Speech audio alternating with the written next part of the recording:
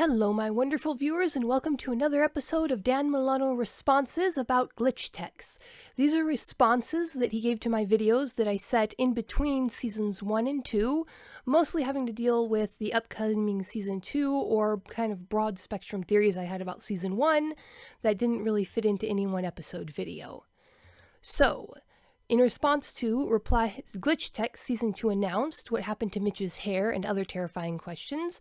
This was after they had released one still image to be a poster for the next season, and I responded to it, and Dan Milano replies, "Hi Betty, yeah, Robles, Ian Graham, and myself at the show absolutely detest spoilers, and long for the days when we turned into movies based on strong posters and teaser trailers.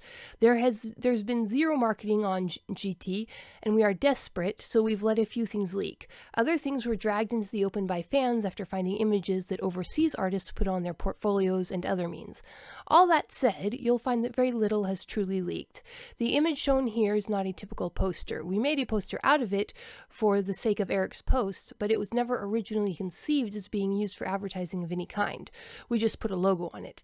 That said, we found it worthy of intriguing the audience. Since speculation is part of the fun, I won't really comment on anything you said other than the twins are actually brother and sister.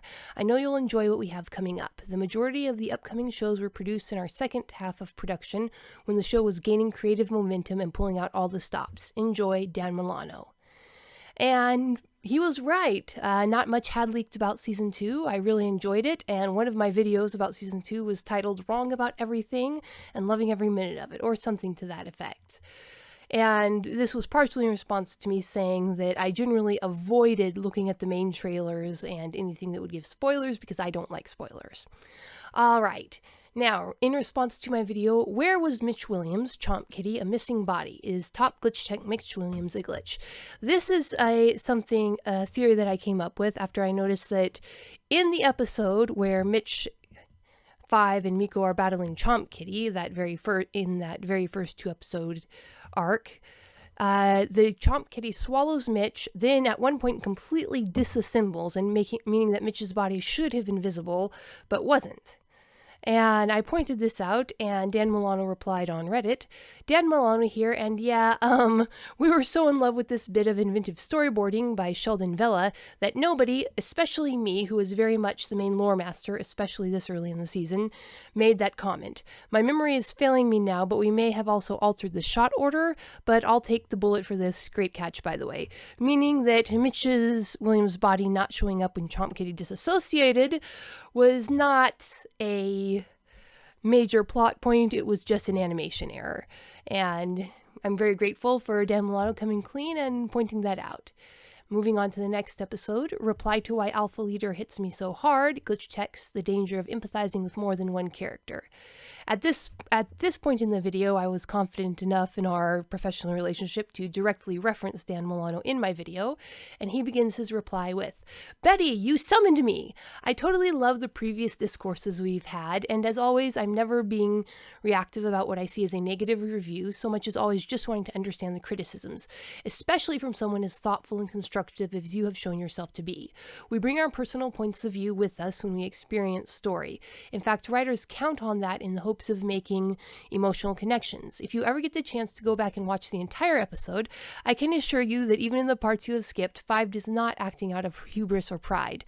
With this episode, we wanted to deconstruct why some people, males in particular, but not exclusively, confuse aggression with confidence.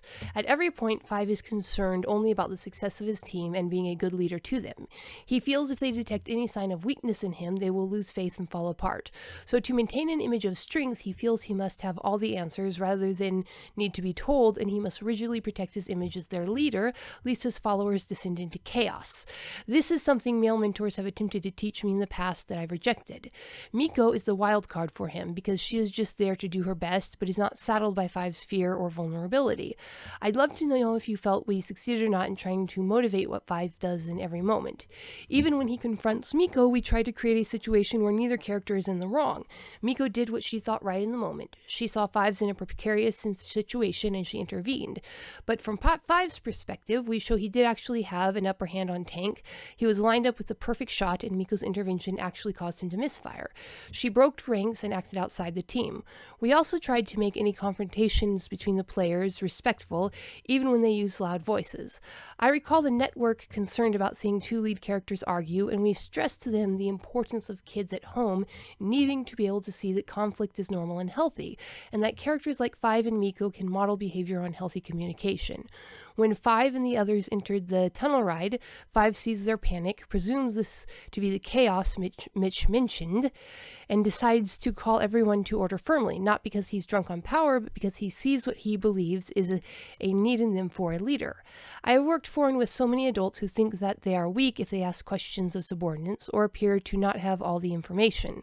The harder and more aggressively they mask their confidence, the weaker they appear to those who understand this kind of behavior.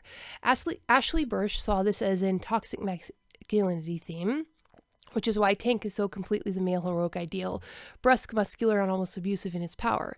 Tank is the only character we saw as being programmed with hubris. Five and Mitch are very much all about their team, but are woefully misguided. And in life, it takes one person to corrupt another.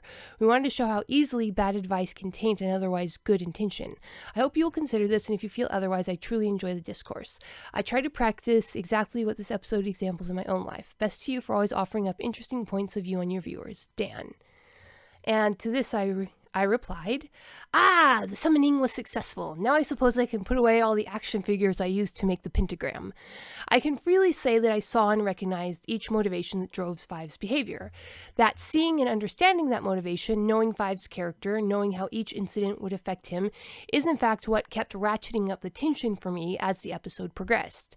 I understand how each example of lack of order drives the fear of chaos, or rather the results of chaos.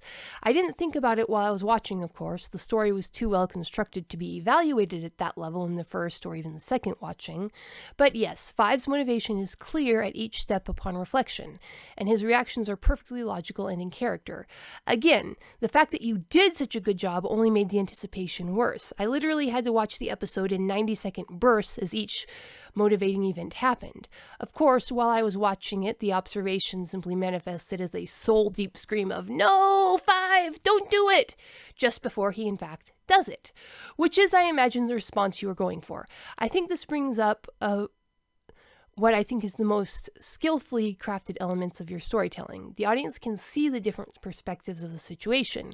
You don't get so caught up in one perspective that the motivations of everyone but the point of view characters are opaque. You know why Me-K.O did what she did. You understand why Five reacted the way he did. And one more time, it only makes the anticipation of the crash worse or better depending on your perspective. On a side note about hubris, I don't see hubris as inherently tied to aggression or even visible social confidence. It is pride and self-confidence in your own personal judgment. Some of the most intense examples of hubris I've seen both IRL and in fiction were simply people who believed they were right so intensely that they couldn't see any other point of view.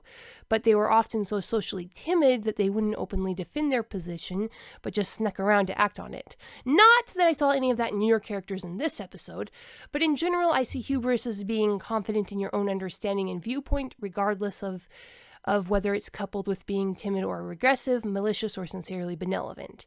I.e., in my humble opinion, Mitch and Fives were acting from hubris, sure of their own perspective, despite being motivated from very decent intentions. Now, all of that is in response to your questions, which I love getting and answering. However, let it be known that this is part one of a video that was just got too long in the recording, that are both quite a bit more about Mitch than they were about Five, and that part two will be released on next Sunday and will go deeply into what I viewed as the motivation behind Mitch's advice, the consequences of advice, and why I personally had such a strong reaction to it. It's almost as if having artificial restraints placed on your work that cuts it in half in the presentation can lead to a confused audience. How about that? Wink, wink. 7 days, 7 days, 7 days. So that last was just me referring to the fact that season 1 and season 2 of Glitch Text were really meant to be one season, and cutting it in half led to some interesting story elements. So that was all of our conversations in between season 1 and season 2. I hope you enjoyed this. And while you're waiting for the Wings of Fire animated series to come out, which I am extremely excited to learn that Dan Malone has gotten co-creator, episode producer credits on, you can go down to the links below, get a copy of Humans Are Weird, I Have the Data, a book of human absurdity, or if you want to break your heart, Dying Embers, Dragons, Aliens, and Things That Go Boom in the Night. Peace out, my wonderful viewers.